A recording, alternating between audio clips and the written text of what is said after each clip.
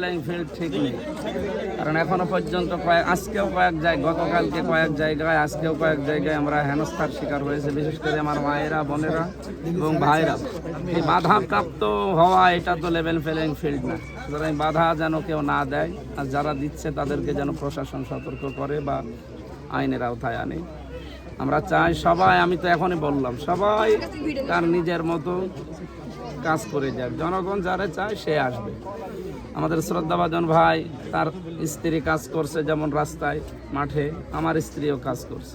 আমরা চাই প্রত্যেকের মা বোন যারা যেখান থেকে কাজ করছে করে যাক, যার যেটা পছন্দ হয় সে সেটা গ্রহণ করবে। মাদক তো আছে কুষ্টিয়ায়, আপনারা জানেন এটা মাদকেরই শহর।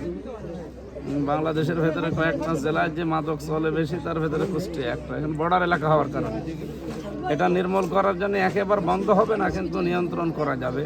এটা ইসলাম না আসলে 100% সম্ভব না। আমরা চেষ্টা চালাবো আগামীতে।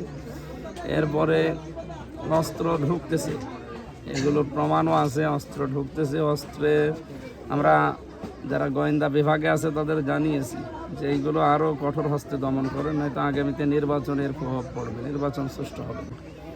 ভোটারদের জন্য মেসেজ হচ্ছে, আগামীতে বাংলাদেশকে যারা নিরাপত্তার বাংলাদেশ বানাতে চায় আপনারা তাদের বেছে নেবেন, এবং আপনাদের অধিকার যারা প্রতিষ্ঠা করতে চায়, বিশেষ করে চাঁদাবাজ মুক্ত, দখল মুক্ত, সন্ত্রাসী এবং দুর্নীতি যারা করবে না, আপনারা জানেন কারা করবে না, কারণ এই 16.5 মাসে আমরা প্রমাণ দিয়েছি এই বাংলাদেশ